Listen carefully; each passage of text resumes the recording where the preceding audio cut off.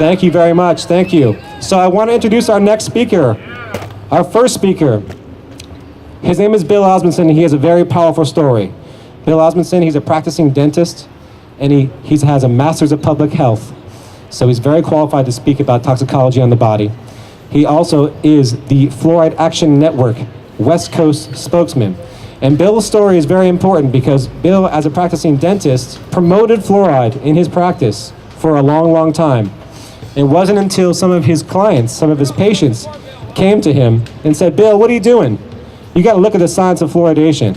The science does not say that it's safe and effective, so please take the time to look into the science. And of course, Bill, like most dentists, are incredibly busy, don't have the time to spend hours and days and years looking at the science. But when Bill did, he came to the decision that fluoride is neither safe nor effective, and he's been on a campaign to alert citizens and residents and people in general to some of the hazards of fluoride. So please give a warm welcome now to Dr. Bill Osmunson. Thank you very much. Really appreciate being here. I love San Francisco. Does anybody else? Woo! Yes, sirree. Thank you. And I want to know how many people here say no to fluoridated water.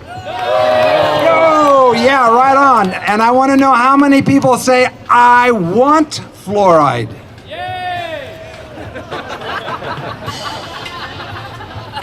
I came for you. Okay. Devil's advocate. There are 4 things I'd like to cover very briefly, and I could take about 6 hours doing this. So we're just going to be really short in just a few minutes. One is we're getting too much fluoride from many different sources. There's no reason to keep fluoridating water when we're getting too much fluoride from other sources. What are some of them? Toothpaste is one of them. Grapes, wine, medications. There are many different sources. Teas. So we don't need to be having more fluoride from other sources. We're getting too much fluoride. Number 2, fluoridation is not safe. And you've heard this many times, and it's not. No one disagrees with that. The definition is, what do you mean by safety? The next one is, number 3, is it's not effective. That was the hardest one for me to swallow. Well, yeah, it was hard because I always thought I could see the difference in my patients. But what I was really looking at was socioeconomic differences, not fluoridation differences. The poor have more decay than the well-off. They eat better, they live better, they do better, they have different genetics, but for some reason they have more decay. So you can't compare the poor with the rich. Any study that does that is flawed, okay? The 4th one, which is probably the most important, and no one disagrees with me that I've been able to talk to. They may mutter, they may go quiet. The 4th one is,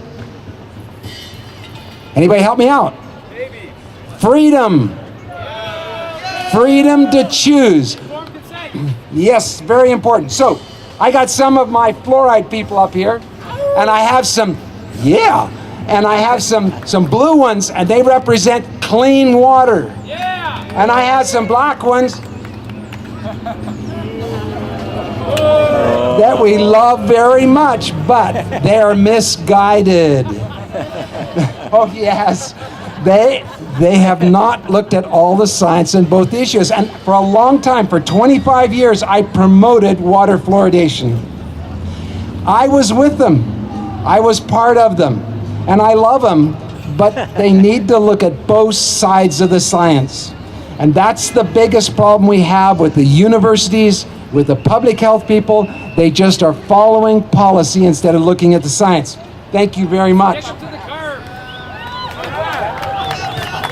You're gonna rip it off? All right. They're taking it up and they're cleaning up their act. Good. Let me go just a little bit more with too much fluoride. There are many sources, especially toothpaste. So if people want fluoride, somebody says, I believe in fluoride. Well, fine. Swallow a bit of toothpaste. Now, of course, the FDA says don't do it because it's toxic.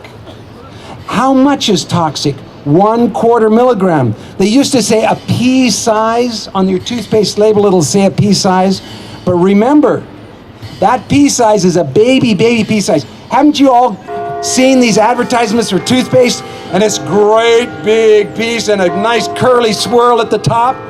Well, it looks like a Dairy Queen ice cream cone. Some of them taste like it too.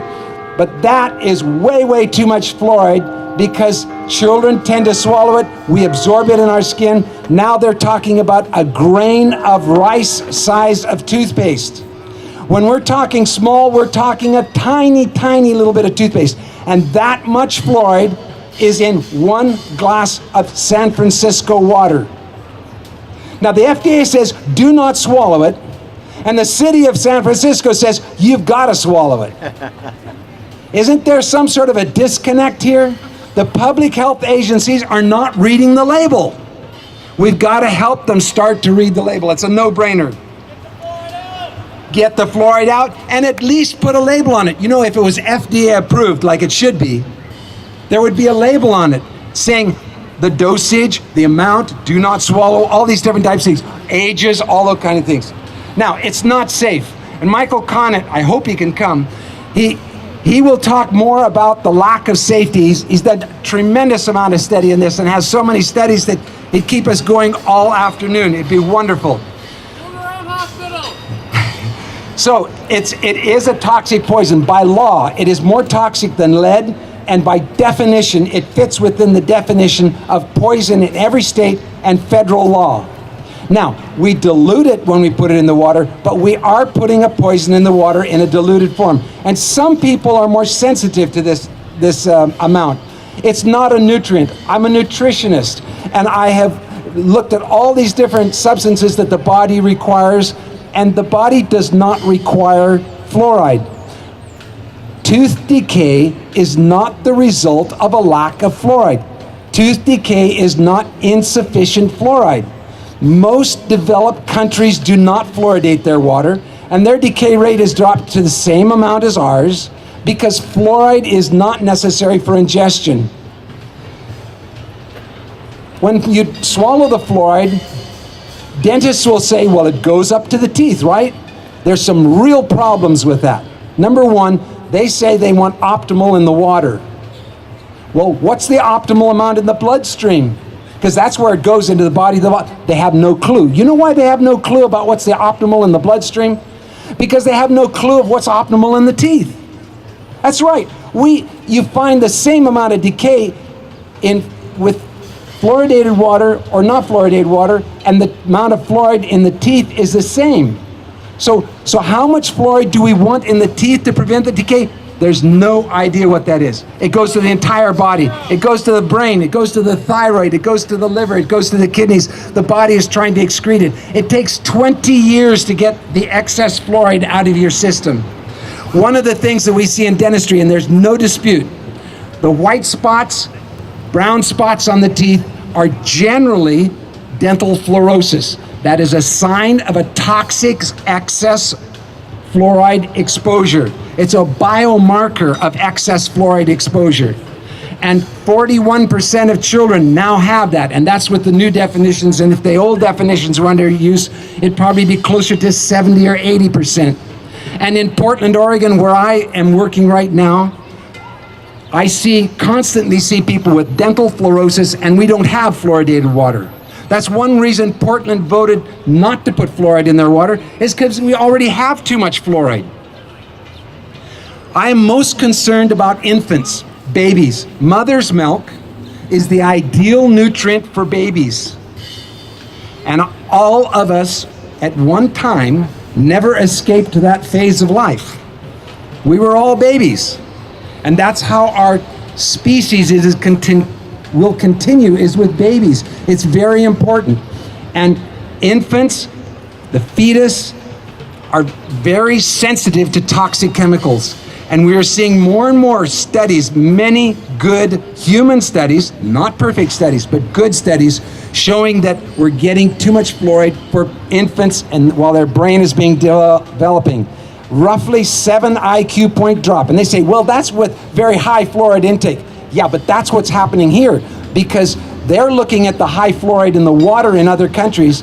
Here we have lower fluoride in the water, but we have more in the toothpaste and other sources. So we're getting similar total exposure as these studies are.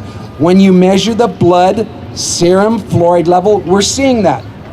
So infants are the most important. One study that just really shook me to the core was they showed that with mice, when they gave them enough fluoride so that it caused neurologic damage, they could tell they didn't have as good a reactions with the mice.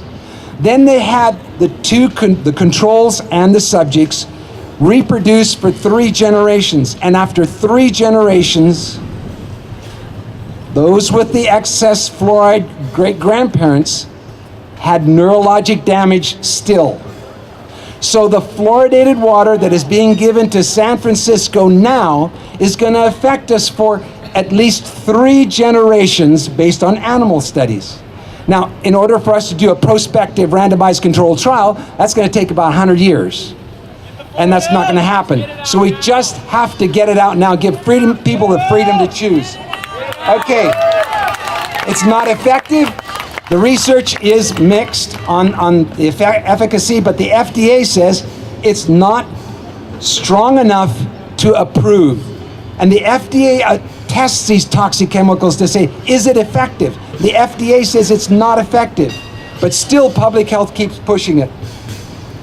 Okay, let's see, one other thing I want to do here. Freedom. Freedom is extremely important. I remember one of the presentations that I had with a dentist standing next to me who was talking about, yes, I believe in it, I've been doing it for 30 years and I have been promoting it, and he was very much in favor of it. And the first thing I said is, I believe in freedom, freedom of choice. And I turned to him and I said, what do you think of freedom? And his answer was this. And that's the answer that they'll give you most of the time. Because of course they believe in freedom. Nothing can come out in argument against freedom. Because freedom is fundamental to our country. And we don't medicate everybody. What good is fluoride to those who have no teeth? Nothing. What good is that fluoride to those over 8 years of age? Nothing, because the teeth are already developed. What good is the fluoride to children while they are being nursed? Nothing, because mother's milk has no fluoride. So then when they're on formula with San Francisco water, or where the poor are, that's where their brain is getting hit the hardest. That's when they're getting the dental fluorosis. That's when they're getting the arthritic-like symptoms. That's when they're getting the biggest risk. So even the EPA cuts it off and doesn't want to talk about children. The FDA, they say no. All of these organizations saying, let's be careful with our children because that's the future and our generations. But if it goes on for 3 generations, we got serious problems. Okay, thank you very much for coming.